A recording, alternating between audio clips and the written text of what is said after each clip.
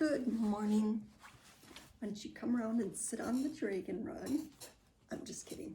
We're all at home, so there's no dragon rug, but you can pretend you're sitting on the dragon rug. As you see, I got my book picture going. That's usually in the library, but I took it home so that I could have a little bit of the library here with me. And let's see, today I am going to read a couple chapters of the book Looniverse, Stranger Things. It's a fantasy book, magic, and so it's got a lot of make-believe stuff in, but it's also quite funny. So here we go. Chapter 1, A Silver Surprise. I was walking home from school on a Friday afternoon when I stumbled across the coin. And I do mean stumbled.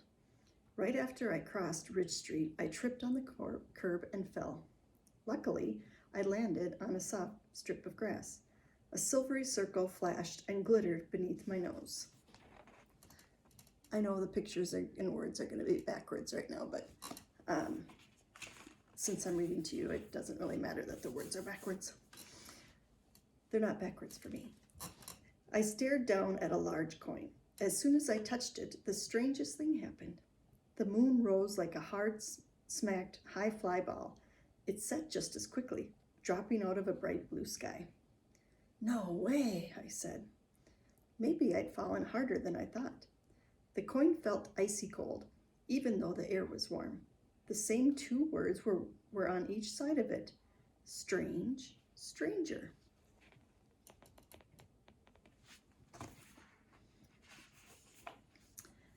That sure wasn't the sort of coin anyone would ever give to me. I'm as far from strange as possible.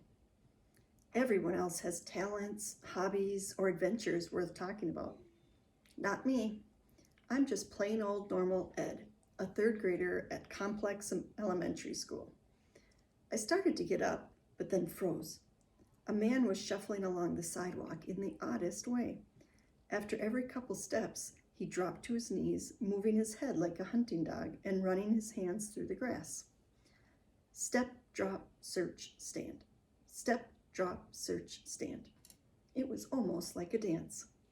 When the man got closer, I recognized him. It was Mr. Sage, the owner of the new curiosity shop. My mom goes there when she needs a present for someone who has everything. I thought curiosity meant you wanted to know something, but Mom said that a curiosity can also be an interesting object. That shop sure has plenty of those.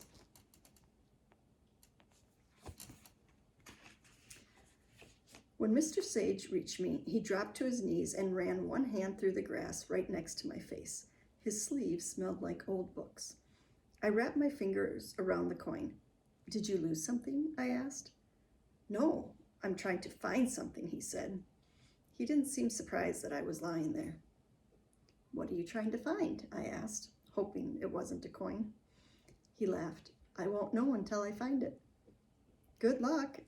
I realized I'd been squeezing the coin real hard. Thank you. He stood and walked past me, then continued his weird step, drop, search, stand routine. Maybe being normal isn't so bad, I thought as I got up. I headed down the block to meet my little brother, Derwin. He goes to kindergarten at Albert Camus Primary School. He was just coming out of the door when I got there.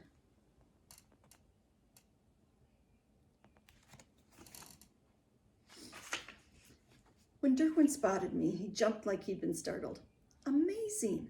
What a great idea, he shouted.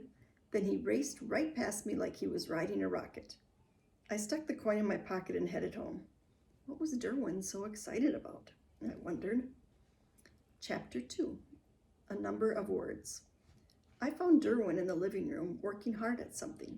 I could tell that he was working hard because his mouth was open and his tongue was hanging out. It made his face look sort of like an untied shoe.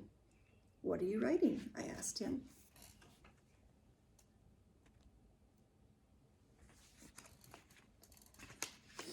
Words, he said, not looking up. He barely seemed to notice I was there. I glanced at the papers spread out around him. They were filled with rows of words. That's a lot of words, I said.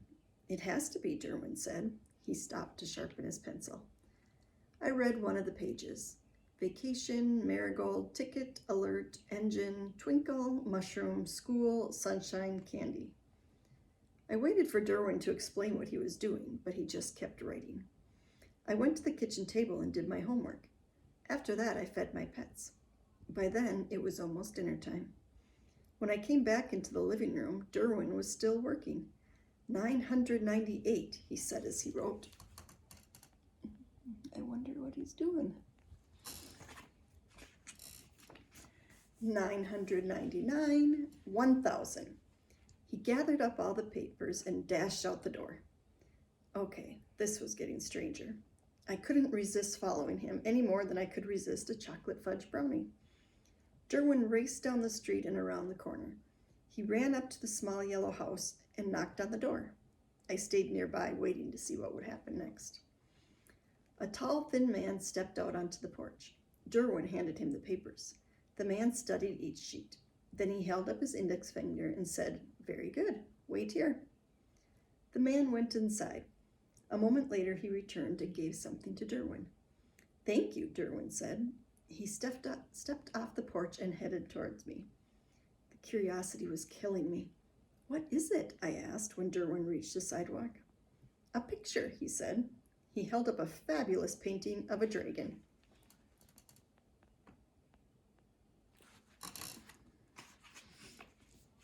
"It's wonderful. But why did he give it to you?" I asked. "I gave him 1,000 words," Derwin said. "Last week, you told me a picture is worth 1,000 words when you were explaining the difference between African and Asian elephants. Remember?" I remembered telling him that when I'd found the photos online. Until now, though, I assumed it was just a saying. It looked like Derwin had made it become real. I'd love to get my own amazing picture. I thought about bringing 1,000 words to the man in the yellow house, but I knew it would be a waste of time. I wouldn't get a picture, or if I did, it would be a picture of a mud puddle, a broken egg, or something else I didn't want. There's Derwin's picture of the dragon and him imagining what he would get for a picture. That's just how things seem to work for me. Sure, I'd found a coin, but it wasn't all that special. Derwin walked off humming. I watched him go. He'd always been strange, but he'd never done anything this strange. Then, at dinner, things got a whole lot stranger. Chapter 3, Meal on Wheels. My older sister, Sarah Beth, loves art. She's always drawing, painting, and sculpting. She even makes things out of food. Last week, at dinner, she built a model of the Eiffel Tower using carrot sticks. Our parents don't stop her because they like to encourage creativity.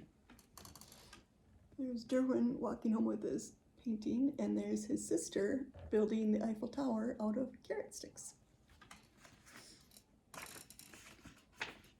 Sarah Beth creates her biggest projects on the holidays when there's lots of food on the table. Tonight wasn't a holiday, but we had tons of food.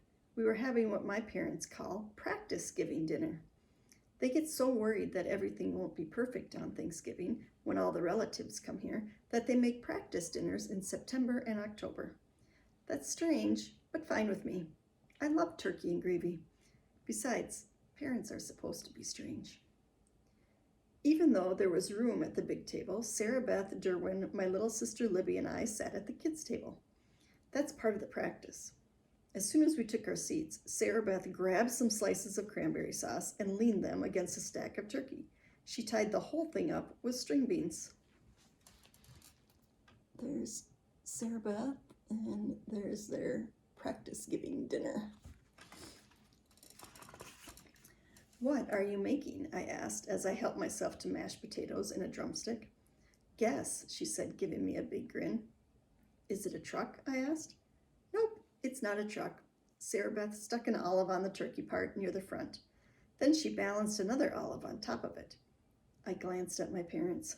They were so used to Sarah Beth making things that they didn't seem to notice what she was doing. Derwin and Libby weren't paying attention to her either. My dog Rex and my cat Willow paid attention, hoping something tasty would fall to the floor. "Is it a bus?" I guessed as I drowned my potatoes in gravy. "You're getting warm," she said. She grabbed the pitcher from me and poured gravy into the tower of olives. I took another guess. A subway car? You're warmer, she said. Guess again. There's his pets, and there she is pouring the gravy into the olive tower. I watched the steam from the gravy rise out of the olives. A train? I said, suddenly realizing that the olives were a smokestack. Yep, Sarah Beth said. It's a choo-choo train, she joked. The train rolled off her plate. Whoa, I gasped as it chugged across the table right toward me. There's her food tower moving. Chapter 4, Dangerous Stories. I sat there too amazed to move as the train pushed my plate onto my lap. Wow, I guess it turned out to be a steam train, Sarah Beth said. No kidding, I said as the steaming hot gravy dripped onto my shoes and my drumstick rolled off my plate. She really meant it when she said I was getting warmer. There the steam train is going onto his lap. And look how happy his cat and dog are. They know that they're getting some food too, off the floor. Rex grabbed the drumstick and ran off. Willow batted a string bean across the floor. Ed, stop playing with your food, Dad said. And clean up that mess, Mom said. Me? But, I pointed at Sarah Beth. But I realized there was nothing I could say. My parents hadn't seen the train chug across the table. Maybe I hadn't either. Maybe Sarah Beth had tipped the table. Really, that was the only explanation that made sense. There he is stepping in the mess, and there's his dog going off with the drumstick he got. There was no way the train could have moved by itself. Either way, it had made a big mess. Sarah Beth helped me clean up. That night, Libby brought me a picture book. Read to me, she said. Libby has a wild imagination. If I read a story to her about crocodiles, she'll spend the next day telling me there's a crocodile hiding under the couch. So I have to keep peeking under the couch to prove to her that everything is okay. Not tonight, I told her. I've had a strange day and a lap full of food. Please, she said, I'd love the way you do all the voices. I looked at the title of the book, The Pied Piper. That seemed fairly harmless. No scary creatures. Okay, I said. Libby curled up next to me, and I read her the story. It's about a musician who lures the rats out of the town of Hamlin by playing his flute. There they are cleaning up after dinner. There's his little sister, and there's the book they're reading, Pied Piper. By the time I was finished, she was fast asleep. She was lucky. Even if I hadn't had this whole day full of strange experiences to think about, I was too excited to fall asleep.